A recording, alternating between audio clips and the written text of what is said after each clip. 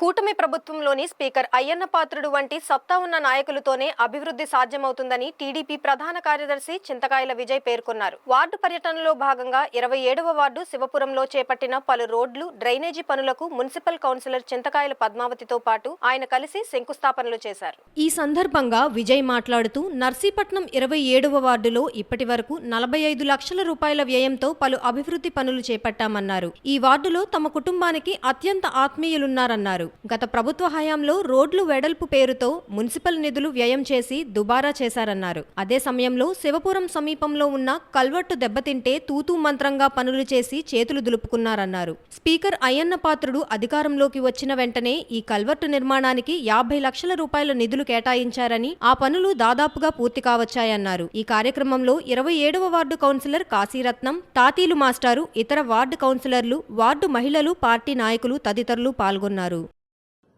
ఈసారి అయ్యన్న పాత్రుడు గారు నాకు ఓట్లేయమని అడిగినట్టునే అందరూ అత్యంత ఎక్కువ మెజార్టీతో గెలిపించిన తర్వాత మేము ఎక్కడ కూడా వెనక్కి తగ్గకుండా అయ్యన్న పాత్రుడు గారు ముఖ్యమంత్రి గారి దగ్గరికి వెళ్ళి బల్ల గుద్ది ఈరోజు నర్సీపట్నానికి 8 నెలల్లో 20 కోట్ల రూపాయలు తీసుకొచ్చారు.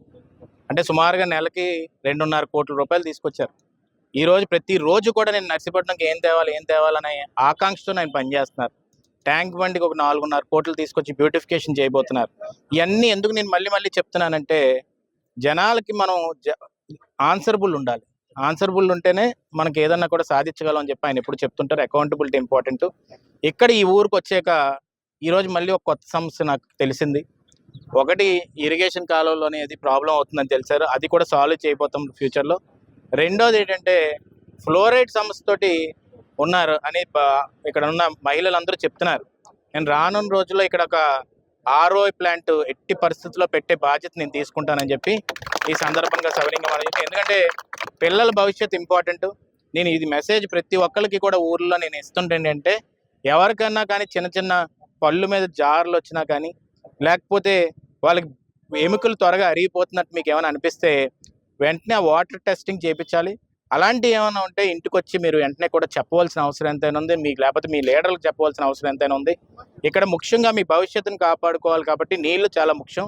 కాబట్టి అయ్యన్న పాత్రుడు గారు ఎట్టి బస్సులో కూడా అది కూడా సాల్వ్ చేయడానికి రెడీగా ఉన్నారు. మూడోది ఏంటంటే, అయ్యన్న పాలానికి ఇక్కడ శ్మశానం మళ్ళీ పంచాయతీ దగ్గర గుండుపాల దగ్గరికి వెళ్ళవలసి ఉంటుంది. అది కూడా డెవలప్ చేయాలని చెప్పి అడిగారు. దానికి అయ్యన్న పాత్రుడు గారు ఇమీడియట్గా ఓ 10 లక్షల రూపాయలు దాని డెవలప్మెంట్ స్టార్ట్ చేయడానికి పెడుతున్నారు. దాంతోపాటు అక్కడ షెడ్స్ కానీ ఏమైనా అవసరం అయితే దాని మీద కూడా పెట్టడం జరుగుతుంది.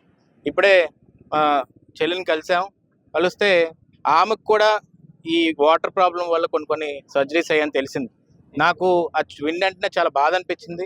ఎందుకంటే మన ఏరియాలో చాలా అరుదుగా వింటుంటాం ఇవి, కానీ ఈ మధ్యన చూస్తుంటే కొంచెం ఎక్కువ అవుతున్నట్టు అనిపిస్తుంది. కాబట్టి దయచేసి మీ అందరినీ కోరుతుందంటే, మేము ఎలాగైనా ఈ RO ప్లాంట్ కానీ ఇవన్నీ కూడా పెట్టడం జరుగుతుంది. దాంతోపాటు టెస్టింగ్ కూడా చేయించుకోవాలి. చేయించుకోవడంతో పాటు రేపు RWS స్కీమ్లోని పవన్ కళ్యాణ్ గారు మినిస్టర్ గారు కాబట్టి ఆయన్ని కూడా అడిగి ఎక్కడైనా సోర్స్ చూసుకొని ఈ గ్రామాలకు కూడా ఎట్టి పరిస్థితులను పైప్ లైన్ వేసి మంచి వాటర్ తీసుకొచ్చే విధంగా ఈ 5 సంవత్సరాల్లోనే చేయడం జరుగుతుంది.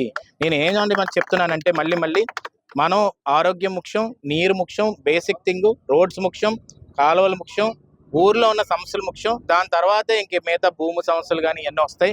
కాబట్టి ముందు మీ జీవన ఏదైతే ఉందో, లైఫ్ స్టైల్ ఏదైతే ఉందో దాన్ని సపోర్ట్ చేసుకునే విధంగా మీరు ముందుకు వెళ్ళాలని చెప్పి ఈ సందర్భంగా మీ అందరికీ సవినీయంగా మనం చేసుకుంటున్నాను. ఇంకొకటి లాస్ట్ అండి, ఈ మధ్య నాకు కుర్రోళ్ళందరూ కూడా నా దగ్గరికి వచ్చి నేను వాళ్ళకి డబ్బులు ఇచ్చి మోసపోయానని చెప్తున్నారు. దానికి ఏంటంటే జాబ్స్ కోసం అని చెప్పి చాలామంది గవర్నమెంట్ జాబులు కానీ ఇదని చెప్పి డబ్బులు ఇచ్చి మోసపోతున్నారు. నేను ఒక మెసేజ్ ఇవ్వదలుచుకుంది అంటే, మీ కష్టం మీద మీరు నిలబడడం తప్ప ఎవడు కూడా గవర్నమెంట్ జాబ్లు వేయించలేరు. కాబట్టి మీరు ఎవరికి అలా డబ్బులు ఇచ్చి ఎట్టి పరిస్థితుల్లో కూడా మీరు మోసపోవద్దు.